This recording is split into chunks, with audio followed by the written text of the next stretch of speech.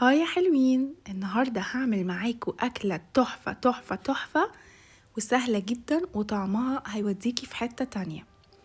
ورقة لحمة بس بطريقة مختلفة جدا وسهلة جدا جدا ومميزة بجد، ومش هتاخد منك أي وقت.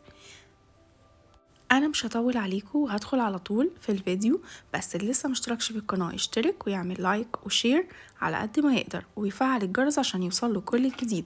وهسيب لكم المقادير كلها تحت الفيديو تقدروا تشوفوها في صندوق الوصف. يلا بينا على الطريقه على طول. اول حاجه هجيب بطاطس، انا عملت 3 أو 4 بطاطسات صغيرين، قطعتهم مكعبات صغيره، تقشريهم طبعا، تغسليهم، تقطعي مكعبات لا كبيره ولا صغيره زي المقاس اللي انت شايفاه في الفيديو ده اكتر مقاس مناسب. بعد كده هجيب شوية توم، انا تقريبا استخدمت 7 8 10 فصوص يعني. بصي التوم بيديها طعم حلو جدا جدا جدا، فممكن تستخدمي من 7 ل10 معاكي اي فص يعني اي عدد. هقطعهم شرايح رفيعة خالص وهشيلهم على جنب هما كمان دلوقتي. بصوا احنا هنجهز المكونات وهنجمع الطبق في ثواني وهو اصلا مفهوش حاجات كتير. بعد كده هجيب حتة لحمة تكون فيها شوية نسبة دهون عشان تدي طراوة للحمة ويكون طعمها لذيذ. هاخد اللحمة بعد ما اغسلها كويس جدا وانشفها كويس جدا جدا عشان ما يكونش فيها اي ريحة زفارة ولا فيها اي دم. هقطعها مربعات قد البطاطس. انا عايزة كل الحاجات تكون قد بعض عشان يبقى شكلهم حلو وكمان في التسوية تكون كويسة. خلصت اللحمة كلها هحطها على البطاطس. ممكن تقدري تزودي الكمية اللي انت عايزاها في البطاطس، مفيش اي مشكلة، يعني الكمية اللي انت عايزاها تستعمليها.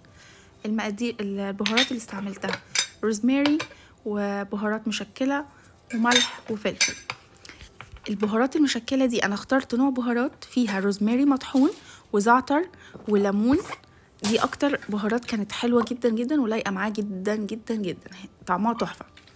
وحطيت كمان شوية زيت زيتون حلوين كده، وهبدأ اقلب الخلطة كلها على بعض كويس جدا جدا جدا لحد ما اتأكد ان مفيش قطعة لحمة ولا قطعة بطاطس ما شربتش من الخلطة. لازم كلهم يشربوا من بعض عشان تكون طعمها حلو جدا. تقدري تعمليها قبلها بليلة وتبيتيها في التلاجة وتستخدميها تاني يوم، او تعمليها في نفس اليوم وتستخدميها بعد، يعني اهم حاجة تسيبيها في الخلطة من 2 ل3 ساعات برضو. دي بتديها طعم حلو جدا. ممكن لما تصحي الصبح تعمليها وتبدأي تسويها اخر النهار. بعد كده هطلعها بعد ما سبتها شوية حلوين. هبدأ اجيب ورق فويل وهفرده، يعني هحطه على بعض طبقتين كبار او 3، 2 بالطول مثلا 1 بالعرض، وعليهم ورقة زبدة تكون كبيرة. يعني الرول يكون قطعي منه جزء كبير علشان ما يعملش معاكي ما يسربش او حاجة. بعد ما فردت الورقتين الفويل على بعض واحط عليهم ورقة الزبدة، هبدأ افضي اللحمة دي كلها جوه ورق الفويل عشان نقفل عليها. اهم حاجة وانت بتقفلي عليها تجمعي الخلطة في النص وتقفلي عليها كويس جدا جدا جدا، عشان هي مش هنحط عليها مية ولا هنحط اي حاجة. شوية المية اللي هتنزل من اللحمة مع البخار هي اللي هتسوي اللحمة والبطاطس. بس اوعدك ان انت هتشمي ريحة خيال خيال خيال، هتقلب البيت بتاعك غير كده. كمان الطعم خطير، بطاطس بتبقى دايبة واللحمة كمان بتبقى دايبة خالص، والروزماري ريحته بتجنن. لو عندك زعتر فريش حطي كمان شوية زعتر فريش، بس كده كده البهار بتاعنا فيه زعتر فريش.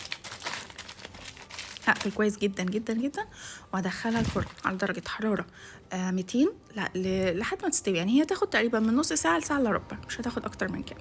هطلعها من الفرن وابص عليها واتاكد ان السوا بتاعها تمام.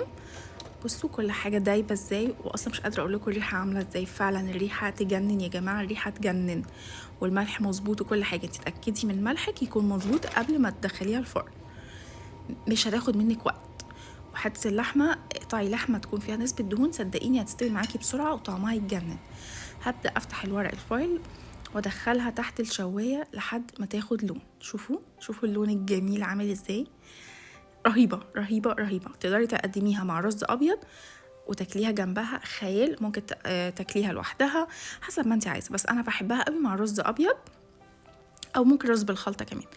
والصوص كمان اللي نازل ده تحفة تحفة تحفة كده. ما تحطيه على الرز يا سلام، مع شوية لحمة وحتة بطاطس، مش قادرة اقول لكم الطعم عامل ازاي يا جماعة. تحفة تحفة بجد، لازم تجربوها صدقوني مش هتندموا ابدا. وهي سهلة كمان ومش بتاخد وقت.